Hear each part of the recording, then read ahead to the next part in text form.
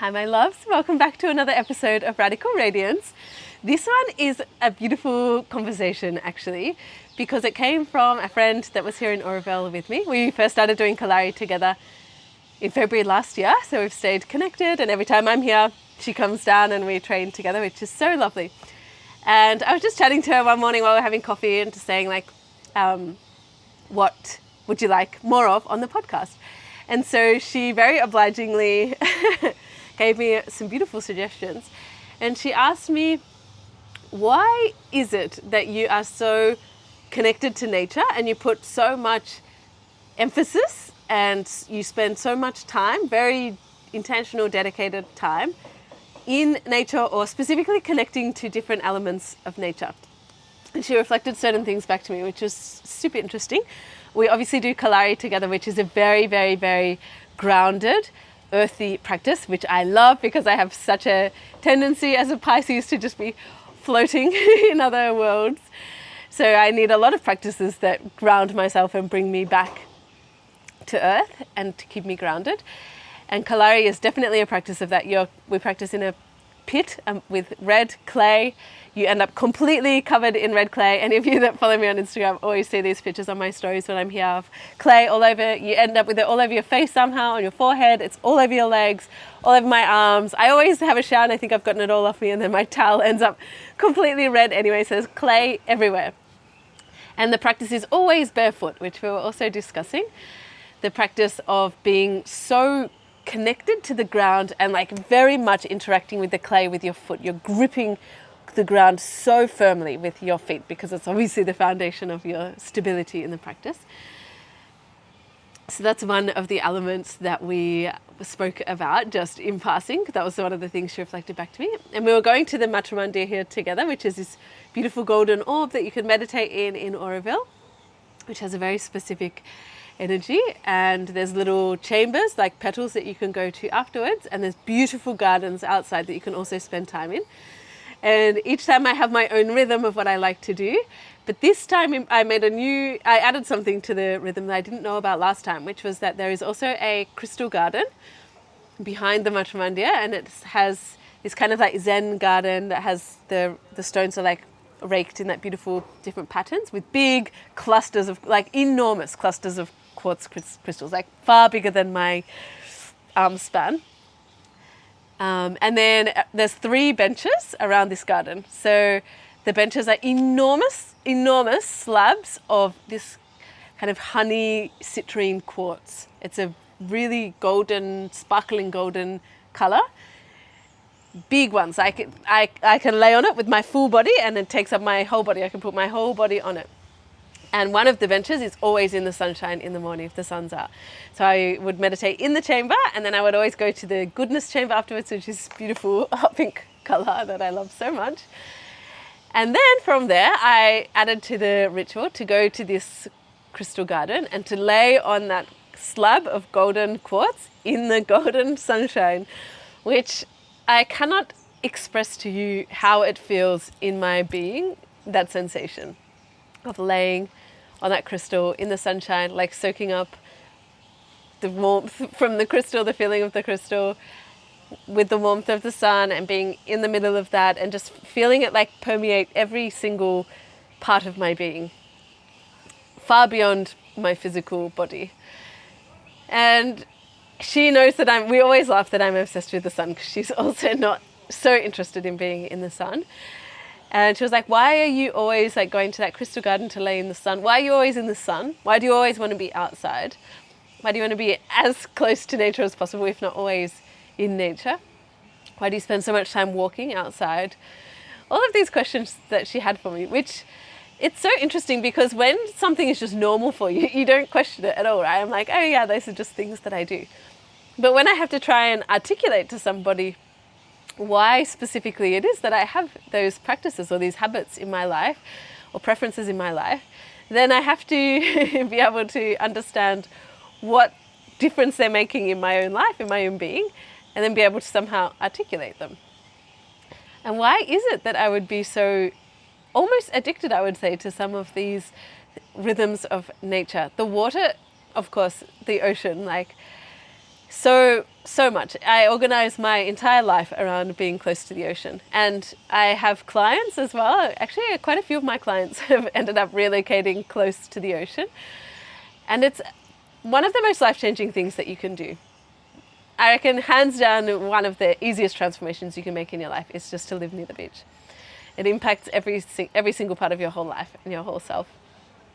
The sun, obviously, I don't cope well out of the sunshine for too long.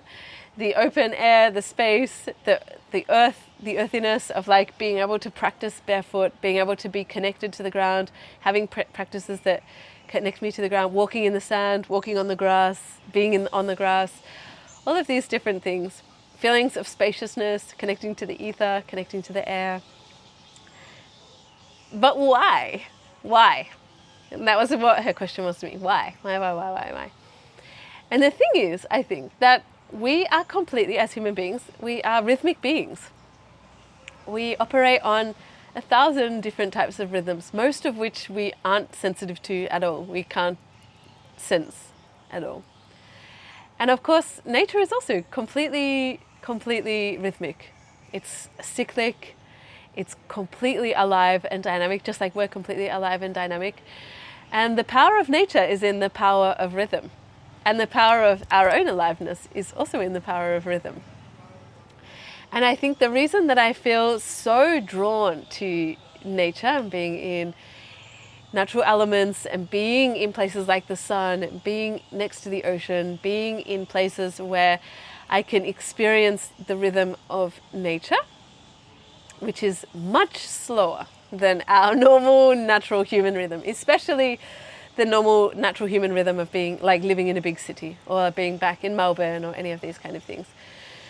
And so my whole life I've been like this, I think. I've always, without knowing, sought out these experiences. I've always been obsessed with the ocean from as young as I can remember, with being in the water, with being submerged in water. I used to have baths every single night. I still, as an adult, now, I would have a bath every night if I could. When I'm back at my mum's house in Melbourne, I do. When I'm traveling, I almost never have access to a bath, but I almost always have access to the ocean, so that's a trade-off.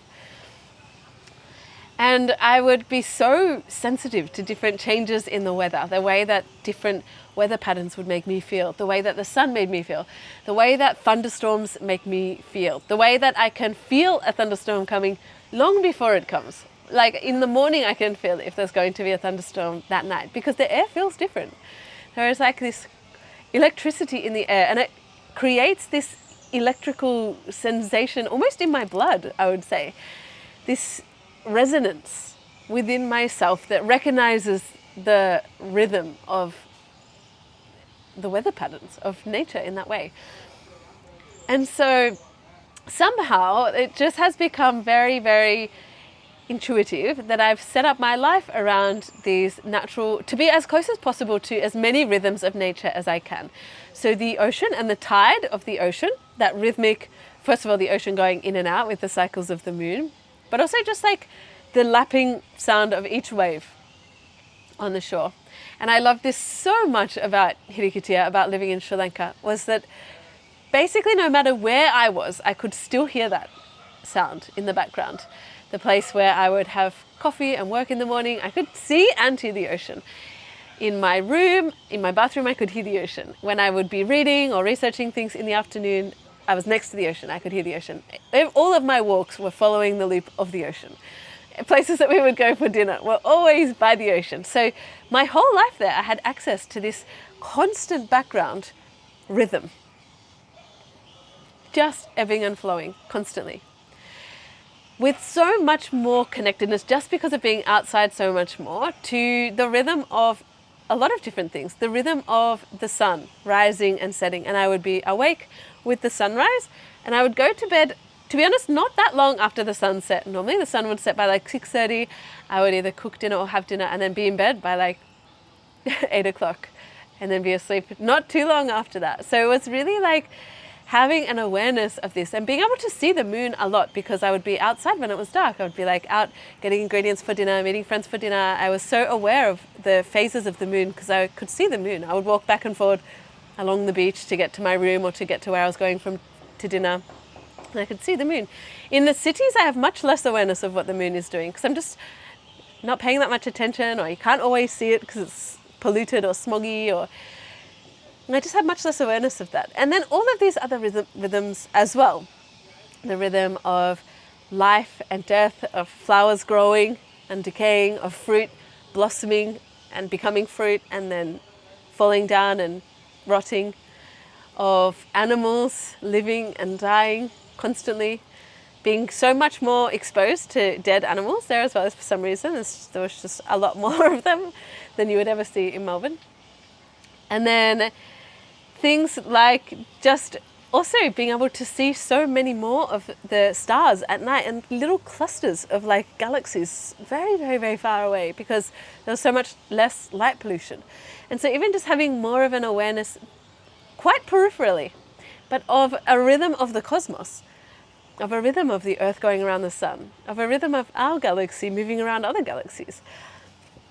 So from this very, very, very immediate scale of the waves crashing and the sun rising and setting, to then these much, much, much larger cosmic patterns and rhythms that we are all a part of. They impact us, of course they impact us. It's completely outrageously naive to think that we are somehow not included in these things, that every single other element in nature could be affected by them, but not us human beings that are far above and beyond such things. Do you know what I mean?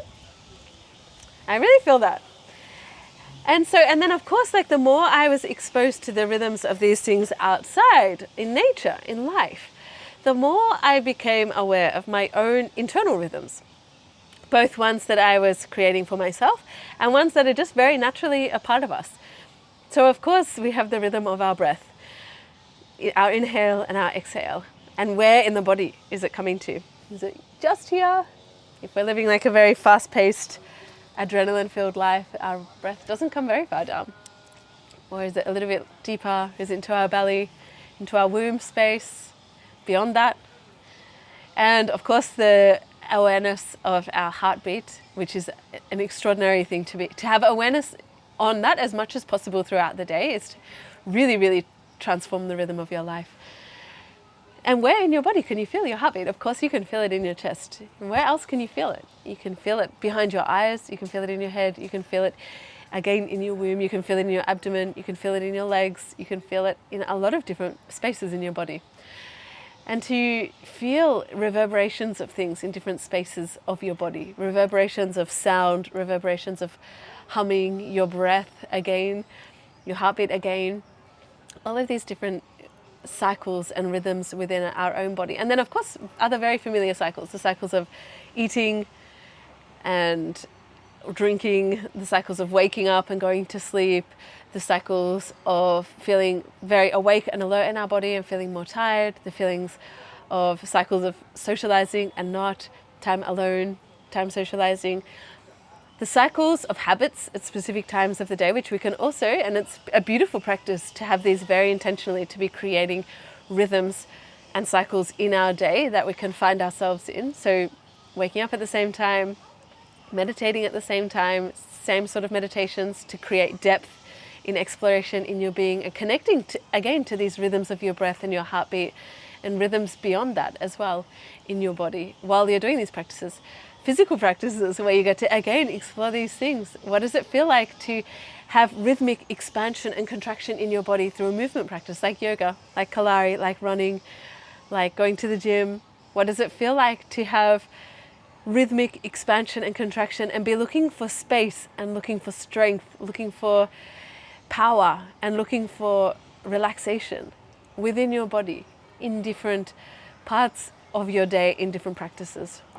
What does it feel like to, again, explore your breath in these practices, to explore your heartbeat in these practices? What does it mean to go for a run and feel your heartbeat accelerate? What does it mean to lay in the sun and feel your heartbeat accelerate and see how that impacts your body, every single part of your body?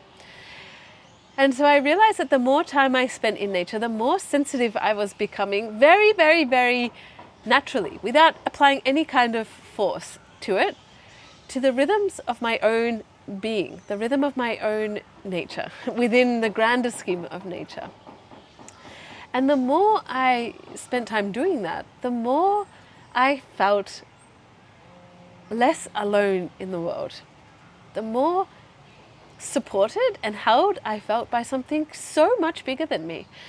Because if we are a collection of rhythms and patterns and ebbing and flowing within our own body, as part of a much larger ebbing and flowing and rhythm and pattern of movement and life and aliveness all around us, in all of nature, in all of the people around us, in all of the things that we're doing, which we are so interconnected with everything. We love to understand ourselves as discrete beings in this lovely package of skin, and this is us, and everything that's outside of this barrier is something other than us. And we understand this thing through our 5 senses. Really, we feel that like we're sitting in here and we're just looking out through our eyes at the world and like categorizing things and compartmentalizing things and comparing and analyzing things and sorting them. Do we like it or dislike it? What does this mean based off that other thing? Analyzing. But to be much more in the rhythm of my body and much more in the rhythm of life, I started to understand that it's not really what's happening up here that is valuable, that helps us feel integrated with life, that helps us feel connected, that helps us feel so much a part of something much, much, much bigger than us, something so loving, something that is holding us and carrying us with so much love and so much support and so much guidance, if we weren't just so obsessed with being something discrete and alone and individualized and separate from everything else apart from us. And so when we can connect to that sense of rhythm within and without of us, the more they become one, and the less distinction there is, not even with the barrier of your skin, but also just a sense of having a rhythm much bigger than ourselves, much, much, much bigger than ourselves. And then that goes far outside of the boundary of our skin, so far outside the boundary of our skin, to the extent that it's interacting with everything around us, which we are. We are breathing in the air that the trees are breathing out.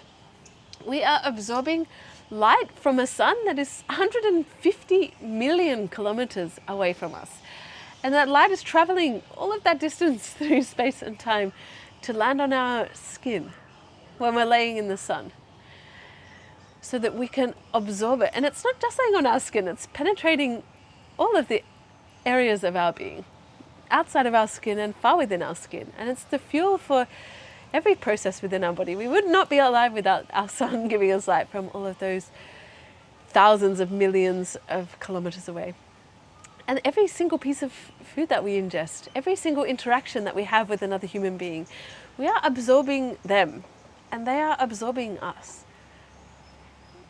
On a molecular level, on a spiritual level, on a physical level, on a metaphysical level, on every conceivable element. There is no distinction. We love to try and make ourselves so discrete. We love to keep ourselves separate from things, and we have an obsession with doing it in every single way of our life. We live in boxes, we sleep in boxes, we sleep in little rooms within houses that we love to keep discreet, and we love to have a fence around our house to keep it separate from the other things outside of our fence, because that's not ours and this is ours.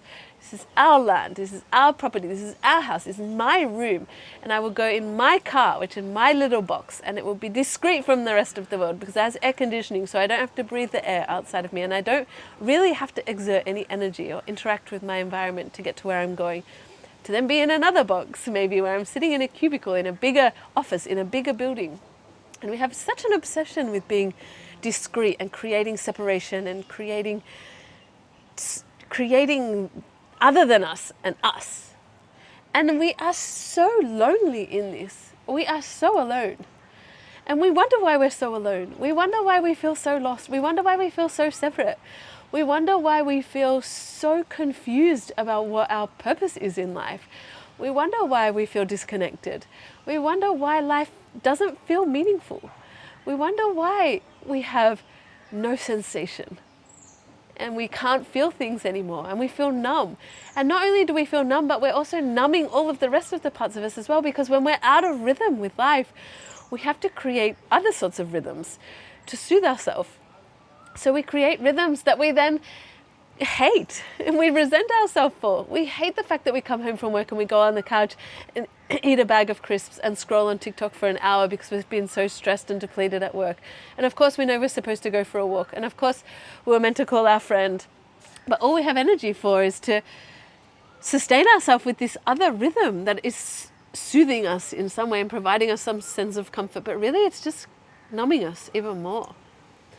So what do we do about this? What do we do?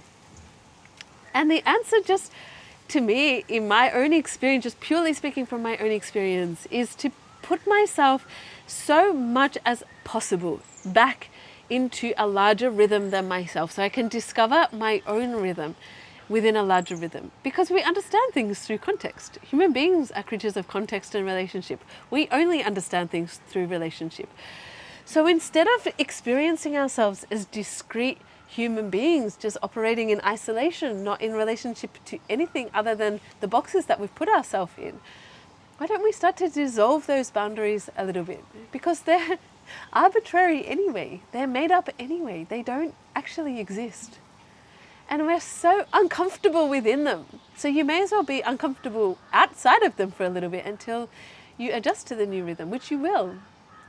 And when you adjust to the new rhythm, you discover how wonderful, how beautiful it feels to be a part of something so much bigger than us, and to be in communication with that, because we are changed by everything we come in contact with, and we change everything we come in contact with. So let's choose what we want to be changed by.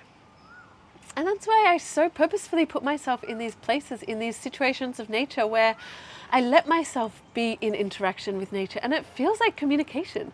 When I'm out on a walk, and here in Oroville, it's red dust everywhere. And sometimes you're breathing in and it's not that nice. And sometimes I'm walking in it on purpose, because when the sun is going down, it creates this color around me that takes my breath away, and I can't breathe because of how beautiful it is. And when that light hits the color of the flowers that are around me, these hot pink, orange flowers, I could literally cry talking about it, but I could cry because it moves me to my core, and it activates something inside of me, a recognition where I understand that we are all the same thing. And the radiance of the flower is the radiance of my own self. This is making me surprisingly emotional. And so when we become much more sensitive to life and to nature and the way that life is communicating through us, I don't know why I'm crying, we get to be in resonance with all of life, because really we are just, as human beings in our human selves, we're kind of like a big bell, and we are vibrating, and it's everywhere online, like this thing of vibrating to a certain frequency. But we are, if we're like a big bell, we are vibrating to the frequencies that we put ourselves in. And if those frequencies are the sound of the ocean and the color of the flowers around us and the kind of people that we are with that shake us to our core because of how much we learn from them and how much we love them and how much they impact us and how much we impact them, then we can understand that every sensation in our body is some sort of communication. It's a form of thinking.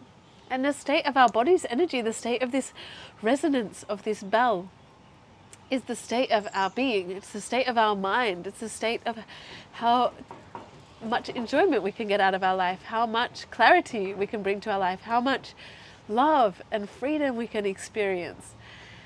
And then it becomes something where we can listen to the world through our body. But the thing is, it's almost impossible to do that when our body is stuffed full to the brim of things that are stopping the bell from harmonizing, from ringing. And it's, if I had a bell right now and I stuffed it full of cotton wool, it wouldn't make any sound. If I hit it, it wouldn't make any sound. I have one bowl actually. I got one of those Tibetan bowls. If I filled it up with something, with soil from the earth, it wouldn't make any sound. It would make a very dull, like this kind of sound. So it's almost a matter of clearing out all of the things in the bell that we don't need them to be there anymore. And there's a beautiful quote by Rumi that I read recently, actually. It's not that and now I'm going to completely butcher this because I didn't read it before recording this episode, but that it's not about creating something new. It's not about creating a state of love. It's just about removing within us all of the obstacles to that thing so that we can understand that it's been there all along anyway. So the more I put myself in nature, the more I put myself in the sunshine and feel my heart beating, and the more I can hear my blood moving within myself, the more I can hear my breath, the more I connect to my breath in my practice of yoga, in my practice of Kalari, the more I can walk and experience myself as a rhythmic being that's expanding and contracting while I'm moving through nature where the trees are expanding and contracting as well. The more that somehow naturally purifies the bell. And then of course we can do it intentionally through meditation, through being very, very intentional about what we're eating, how we're moving, the kind of people that we're around, how much quality hydration we have, how much sunlight we're experiencing, all of these different things, our ways of cleansing out the bell, like getting rid of the stuff that we don't need anymore, getting rid of the stuff that's clogging it up, the people that we're around that deplete us, any kind of like ultra-processed food that's just completely weighing us down, any kind of habits that are just not serving us anymore, any content that we're consuming that doesn't make us feel good about life. Clear out as much of the things clogging up this bell, this beautiful vessel that we have, so that we can become so much more sensitive to life, so that we can really completely ring when the bell, when something from outside moves us like that, when something strikes us like that, when we have a conversation with somebody new that resonates us to the core of our being, when we can lay in the sun and watch a kingfisher catch a fish out of the water in front of us and understand that we don't really have to have life figured out because we're just moving through it. We're just moving through life, and life is holding us, and life is just wanting us to have a beautiful experience of being a human being and to connect deeply with everything around us, the people and the things around us, and to be sensitive, to be so sensitive that we could be moved to tears by how beautiful life is and how extraordinary it is that we get to meet wonderful people and that we get to have beautiful experiences, and then we get to be so permeable, that we get to be so fluid, that we get to be in relationship with the trees around us, and with the sun, and with the earth in our Kalari practice, and with the ground, and to look into somebody else's eyes and to feel what that feels like, to see to the depths of their being, and to know that we're not alone in this world. Do you know what I mean?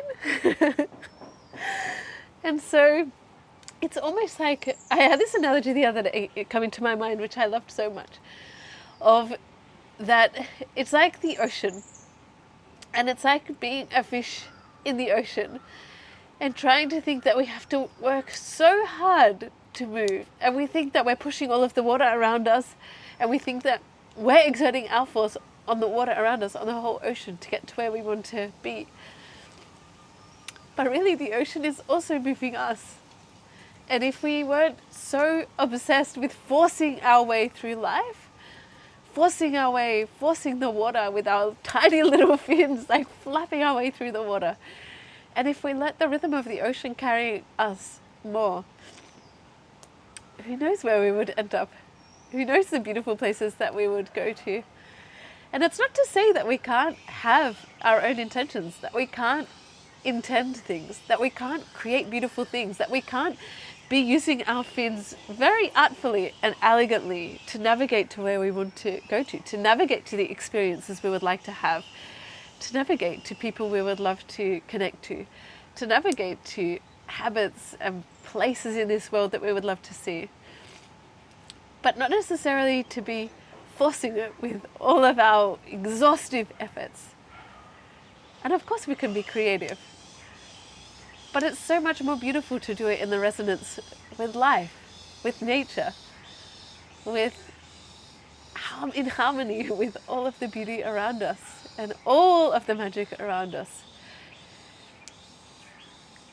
Nature is just pure aliveness. It's pure rhythm. So when we can connect to this rhythm and this aliveness within our own self, with as many practices as we can, with as much intention as we can, we get to connect to such a beautiful, beautiful, beautiful rhythm of all of life and us as life within us. And there's nothing more extraordinary than that feeling. I hope you feel what I feel. I hope you get to experience this. And if there's only one thing in your life that you know gives you this feeling, do that thing. Prioritize that thing higher than anything else in your life, because this is the feeling that will take you to the most extraordinary places that you cannot even imagine. I love you so much.